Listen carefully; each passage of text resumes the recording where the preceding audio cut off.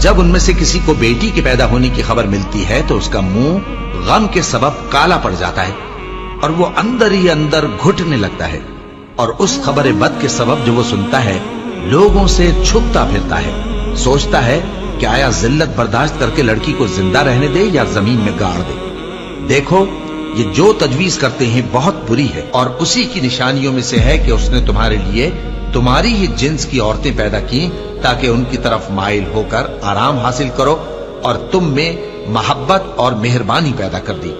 जो लोग गौर करते हैं उनके लिए इन बातों में बहुत सी निशानियां हैं, और औरतों का हक मर्दों पर वैसा ही है जैसे दस्तूर के मुताबिक मर्दों का हक औरतों पर है। अलबत्ता मर्दों को औरतों पर एक दर्जा फजीलत है, और अल्लाह गालिब है, साहिब हिकमत है। ऐ पैगंबर सल्लल्लाहु अलैहि वसल्लम, अपनी बीवियों और बेटियों और मुसलमानों की औरतों से कह दो कि बाहर निकला करें तो अपने चेहरों पर चादर लटकाकर घूंघट निकाल लिया करें। ये चीज उनके लिए मूजिब शनाख्त तो इम्तियाज होगी, तो कोई उनको ईजा न देगा, और अल्लाह बख्शने वाला है, मेहरबान है। और किसी मोमिन मर्द और मोमिन औरत को हक नहीं है कि जब अल्लाह और उसका रसूल कोई बात तय कर दें तो वो उस काम में अपना भी कुछ इख्तियार समझे, और जो कोई अल्लाह और उसके रसूल की नाफरमानी करे वो बिल्कुल गुमराह हो गया। मुसलमानों, तुम्हारी औरतों में जो बदकारी का इर्तिकाब कर बैठी उन पर अपने लोगों में से 4 शख्सों की शहादत लो। अगर वो उनकी बदकारी की गवाही दें तो उन औरतों को घरों में बंद रखो यहां तक कि मौत उनका काम तमाम कर दे, या अल्लाह उनके लिए कोई और सबील पैदा करे। और जो 2 मर्द तुम में से बदकारी करें तो उनको ईजा दो, फिर अगर वो तौबा कर लें और नेकुकार हो जाएं तो उनका पीछा छोड़ दो। बेशक अल्लाह तौबा कबूल करने वाला है, मेहरबान है। और जिस चीज में अल्लाह ने तुम में से बाज को बाज पर फजीलत दी है उसकी तमन्ना मत करो। मर्दों को उन कामों का सवाब है जो उन्होंने किए, और औरतों को उन कामों का सवाब है जो उन्होंने किए, और अल्लाह से उसका फजल करम मांगते रहो। कुछ शक नहीं कि अल्लाह हर चीज से वाकिफ है। मर्द औरतों पर हाकिम है, इसलिए कि अल्लाह ने बाज को बाज से अफजल बनाया है, और इसलिए भी कि मर्द अपना माल खर्च करते हैं। तो जो नेक बीबियां हैं वो फर्माबरदार होती हैं, और उनके पीठ पीछे अल्लाह की हिफाजत में माल व आबरू की खबरदारी करती हैं।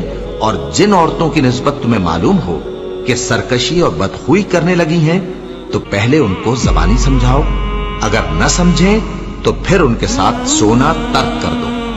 अगर उस पर भी बाज ना आए तो ज़दोकोब करो, फिर अगर तुम्हारा कहना मान लें तो फिर उनको ईजा देने का कोई बहाना मत ढूंढो। बेशक अल्लाह बहुत ऊंचा है, बड़ा है। मोमिनो, तुमको जायज नहीं कि जबरदस्ती औरतों के वारिस बन जाओ, और देखना इस नीयत से कि जो कुछ तुमने उनको दिया है उसमें से कुछ ले लो, उन्हें घरों में मत रोक रखना।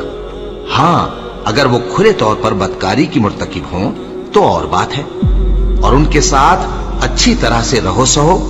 फिर अगर वो तुमको नापसंद हों तो अजब नहीं कि तुम किसी चीज को नापसंद करो और अल्लाह उसमें बहुत सी भलाई पैदा कर दे।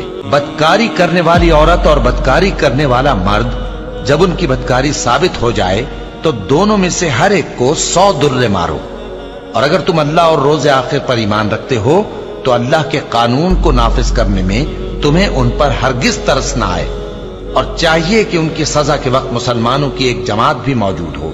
बदकार मर्द तो बदकार या मुशरिक औरत के सिवा किसी से निकाह नहीं करता, और बदकार औरत को भी बदकार या मुशरिक मर्द के सिवा और कोई निकाह में नहीं लाता। और ये यानी बदकार औरत से निकाह करना मोमिनों पर हराम है। और जो लोग परहेजगार औरतों को बदकारी का ऐब लगाएं और उस पर 4 गवाह न लाएं तो उनको 80 दुर्रे मारो, और कभी उनकी शहादत कबूल न करो, और यही बदकिरदार है। हाँ, जो उसके बाद तौबा कर लें और अपनी हालत संवार लें तो अल्लाह भी बख्शने वाला है, मेहरबान है।